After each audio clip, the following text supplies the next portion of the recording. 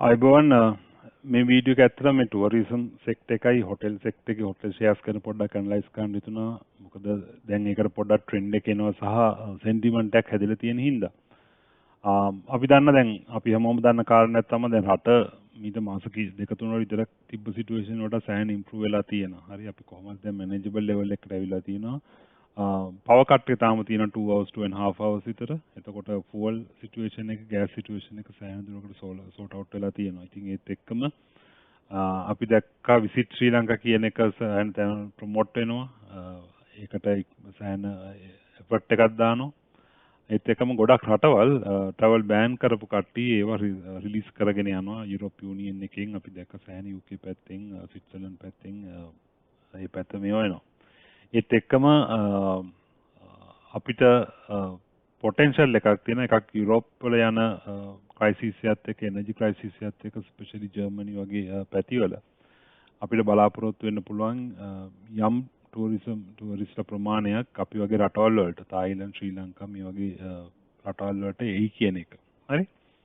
ඉතින් මේ කාරණාත් එක්ක ඔක්කොම පොඩ්ඩක් මේක කතා කරන්න හිතුණා. හරි. බලමු. දැන්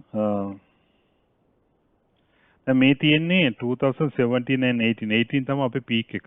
right. ඊට පස්සේ 19 වල ඊස්ටර් ඇටැක් එක ආවා ඒප්‍රිල් වල.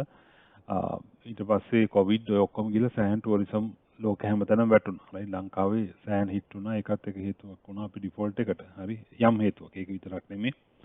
හැබැයි මේත් එක්කම ටුවරිසම් කියන්නේ 10% අපි GDP එකෙන් ඒකත් එක්කම තිබ්බ හොටෙලියර්ස්ලා ගොඩක් එයාලගේ ජොබ්ස් නැති වුණා සැලරි කට් ගියා රයිට් ඒත් එක්කම ඍජුව වක්‍ර රැකියා කරපු ගොඩක් අයගේ ආදායම් අඩු වුණා. හරි ඉතින් ටුවරිසම් පික් වෙනවා කියන්නේ අපි හැමෝටම හොඳයි. රටක් විදිහට අපිටත් හොඳයි ඉන්ඩස්ට්‍රි එක නොහිටියට ඒ ඉන්ඩස්ට්‍රි එකේ ඉන්න අයටත් හොඳයි. හරි. 2018 වෙනකොට 2.3 million tourists ලැබිලා තියෙන 2017 2.1 right. ඒතකොට මේකේ බලපුවම ඔයගොල්ලෝ හොඳටම ක්ලියර්ලි පේනවා අපේ සීසන් එක මොකක්ද කියන එක. සීසන් එක පටන් ගන්නේ ඔක්තෝබර් normally නොවැම්බර් වල right. නොවැම්බර් දෙසැම්බර් ඊට පස්සේ ජනවාරි පෙබ්‍රුවරි මාර්ච් right. ඒතකොට පීක් එක ඔයගොල්ලන්ට පේනවා ඇති December 253 right. ඊට පස්සේ 200 nearly 240,000 විතර ඇවිල්ලා තියෙන ටුවරිස්ට්ලා monthly. හරි. ඉතින් අපි මේ ෆිගර්ස් වලට කිට්ටු කරන්න ඕනේ. මේ ෆිගර්ස් වල මේ අවුරුද්දේ බැරි වුණත් සිටුේෂන් එක හොඳට තිබ්බොත් අපිට ලබන අවුරුද්දේ සිටුේෂන් එක යන්න පුළුවන්. එතකොට 2021 ගැන කතා කරලා වැඩක් නැහැ. හරි. හැබැයි අපි 21 එක අපි දැක්ක වැක්සින් ඩ්‍රයිව් එකත් එක්ක රයිට් රට නෝමල් වෙනකොට වැක්සිනේෂන් එකත් එක්ක අපි ඉක්මනට වැක්සිනේෂන් කම්ප්ලීට් කළා. නොවැම්බර් දෙසැම්බර් වෙනකොට අපි දෙසැම්බර් 90000 ආවා රයිට්. ජනවාරි පෙබ්‍රුවරි මාර්ච් වෙනකොට 106,000 ටුවරිස්ට්ලා ඇවිල්ලා තියෙනවා. ඊට පස්සේ මේක ඩිෆෝල්ට් එකත් එක්ක රටේ තිබ්බ අරගලයත් එක්ක සෑහෙන අඩු වුණා. හරි. දැන් ආපහු පොඩ්ඩක් මේක පිකප් වෙන්න පටන් ගන්නවා. අපිට හිතන්න පුළුවන් ඕගස්ට් දෙසැම්බර් නොවැම්බර් වෙනකොට අඩුම ගානේ 90,000ක් ලක්ෂයක් කිට්ටු කරන්න ආවොත් ඒක යම් බ්‍රේක් ඉවන් ලෙවල් එකක් ලංකාවේ ටුරිසම් ඔපරේෂන් එකට. හරි. right. එතකොට අනිත් එක තමයි මේක මේ නේෂන් ලංකා ඉක්විටිස් කරපු රිසර්ච් එකකින් ගත්ත කෑල්ලක්. ඒගොල්ලෝ ක්‍රෙඩිට් එක යන්න ඕන. දැන් excuse me. තේසනිපනේ. හරි. දැන් අපේ ඩිප්‍රිසියේෂන් එකත් එක්ක අපේ ඉන්ටර්නල් අපේ රූම් රේට්ස් වැඩි වුණා. ඒත් එක්කම ෆුඩ් ඉන්ෆ්ලේෂන් එකත් එක්ක දැන් උනත් ලෝකල්ස්ලට සමහර හොටෙල්ස් කියන්නේ බිලෝ රයිට් ජනරල් සමහර ඒවා එෆෝඩ් කරන්න බෑ. හරි. හැබැයි ඩොලර් වයිස් ගත්තාම ස්ටිල් මේක චීප් ප්‍රී පැන්ඩමික් ලෙවල් එකත් එක්ක. දැන් මෙයාලා මේ කරපු ඇනලිසිස් එකේ ඒක තමයි කියලා තියෙන එක හරි වැදගත් දෙයක්. දැන් මේ LKR වලින් ගත්තොත් ඇවරේජ් රූම් රේට් එක 2022 රයිට් රුපියල් 15000ක් විතර. මම කියන්නේ එකක් තමයි මේ කවුරුත් එන්නේ නැති හින්දාත් වැටිච්ච එකක් තිබ්බා.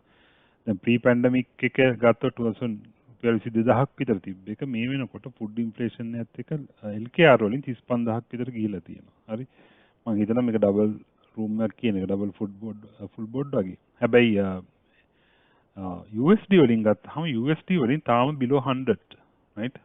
මේක 2019 වල 130 වගේ රේට් එකකට ගිහිලා තියෙනවා. ඒ හින්දා ලංකාවේ හොටෙල්ස් cheap ඩොලර් ටර්ම්ස් වලින් ගත්තාම right. ඒක ඩොලර් වලින් ස්පෙන්ඩ් කරන කට්ටියට මේක cheap. හරි. ඒක සෑහෙන හේතුවක් වෙයි යම් ප්‍රමාණයකට අපිට ලොකු ටුවරිස්ට්ලා ප්‍රමාණයක් ඇට්‍රැක්ට් කරගන්න. හරි.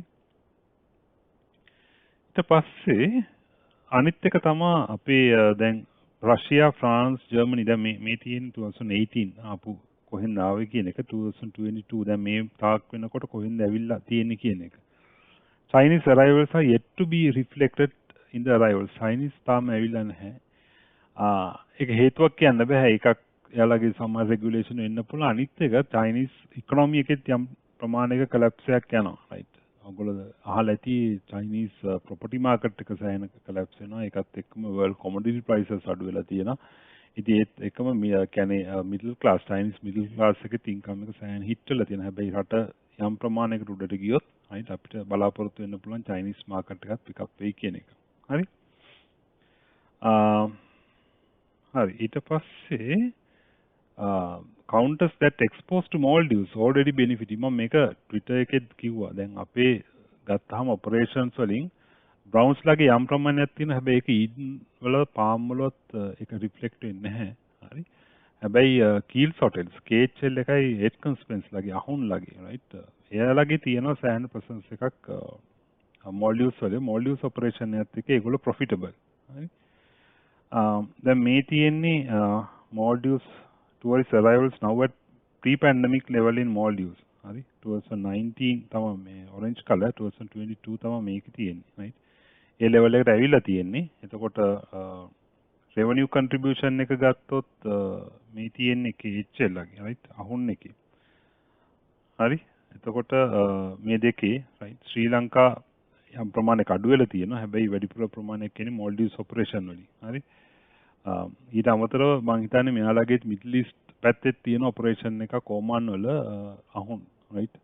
ඒගොල්ලෝ ඒතර මේ පැත්තේ තියෙන already established වෙච්ච කට්ටිය එළවගේ කොහොමද profitable operation එකක් යනවා.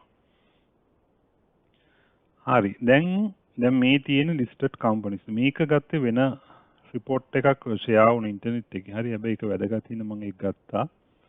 දැන් number of rooms ගත්තාම right 8 conspiracy ලගේ තමයි more than 2000 right ඊට පස්සේ Keels Hotels ලගේ 1340 තියෙනවා Palm 1500 Palm වල subsidiary එකද Eden right ඒකේ 1200 දැන් මේකත් එක්ක එකතු වෙලා තමයි Palm එකට එන්නේ හරි නැත්නම් Palm වලට විතරක් මෙච්චරක් නැහැ ඊට පස්සේ ලොකු එකට තියෙන්නේ ගලදාරිගේ 450ක් ඇනිලානා hotels properties මේකේ ජෙට්වින් එක නෑ ජෙට්ස් නැහැ දාලා right ඒක දාන්න ඕන මොකද එයාලගේ සෑහෙන ප්‍රමාණයක් තියෙන හින්දා හරි ඒක කැල්කුලේට් කරලා නැහැ හිතන්නේ හැබැයි ඔයගොල්ලෝ බලපුවාම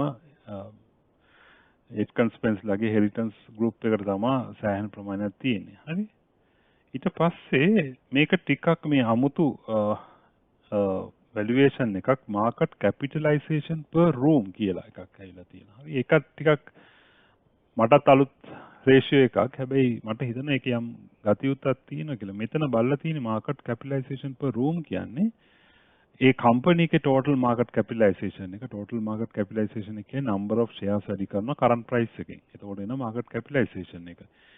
ඒක බෙදෙනවා number of rooms ගානේ. තේරුණාද? ඒක යම් indication එකක් මොනවද overvalued මොනවද undervalued කියන එක. හරි? එතකොට ඔයගොල්ලන්ට පේනවා ඇති දැන් hotel services RCH රේනු දැන් මේ වගේ මම හිතන ඔපරේෂනල් මේක විතරක් බලලා තියෙන්නේ. හරි. ඊට පස්සේ සිට්‍රස් හික් කඩුව සිට්‍රස් වස් කඩුව. right. දැන් මේවා අපි දන්නා ඇත්තට හොඳ ෆයිනෑන්ෂල් ෆිගර්ස් තියෙනවා නෙමෙයි. හරි. ඒ අතින් ගත්තාම අහුන් right palm garden right short right එත්සික් මේවා ඒ price appreciation වෙලා නැහැ කියන එක අපිට හිතන්න පුළුවන් number of rooms ගන්න සාපේක්ෂව. හරි. මේවා තව aspect බලන්න පුළුවන්. හැබැයි අපි ලොකු chain ගත්තාම ඊඩන් එක අහුන් right KHL එකක් තියෙනවා. KHL එක ටිකක් වැඩිපුර ගිහිල්ලා තියෙනවා. right. මේ දෙකේ යම් ප්‍රමාණයක සාධනීය තත්ත්වයක් තියෙනවා. ඒගොල්ලොන්ගේ rooms ගන්නට සාපේක්ෂව market capitalization එක අඩුයි. ඊට වඩා appreciate වෙන්න පුළුවන් කියන එක. හරි.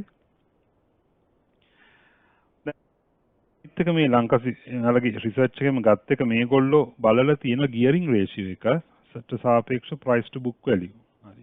ඒකට අපි දන්න සමහර companies තියෙනවා එයාලගේ debt level එක වැඩි. right. එතකොට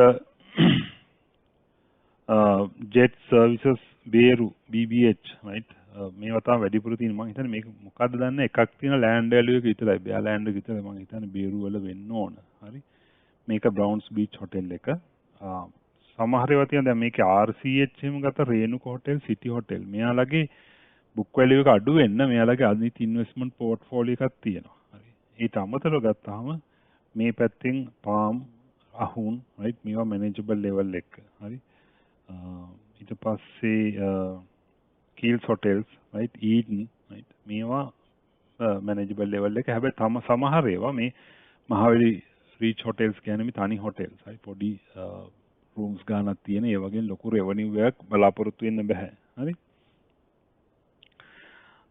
මේ ලයිට් LHL කියන්නේ ලයිට් හවුස් හොටෙල් එක කැන්ඩි හොටෙල් කෝපරේෂන් එක HC කියන්නේ මේක මේ හොටෙල් සීගිරි එක නුවරඑළිය හොටෙල්ස් මේක right right ඉතින් ඒ වගේ තත්ත්වයක් ඊට පස්සේ P ratio එකයි price to book value එකයි මේකේ දවස් දෙකක් විතර පරණයි මේක right දැන් මේ බලපුවම 8 conspens එක 51ට තියෙන්නේ දැන් 57ට මම හිතන්නේ 56ට ට්‍රේඩ් වුණා හරි මේ වගේ still profitable කියන්නේ P ratio එකක් තියෙන 8 conspens එකට තියෙනවා Ceylon Hotel Corporation එකට තියෙනවා බ්‍රවුන්ස් බීච් හොටෙල් එක තියෙනවා යම් ප්‍රමාණයක ඊට පස්සේ රම්බඩ ෆෝල්ස් දැන් ඒක ඕනර්ෂිප් එක මාරුණා රොයල් පාම්ස් එක ෆෝර්ට් රිසෝට් නුවරඑළිය හොටෙල්ස් ට්‍රාන්ස්ඒෂියා රයිට් එතකොට මේ ගෲප් එක බලපුවාම මම ට්විටර් එකෙත් කිව්වා number of rooms ගාන එතකොට diversified geographical location එක හරි ඒ ඔක්කොම ගත්තාම මේ liquidity එක ගත්තාම සහ fund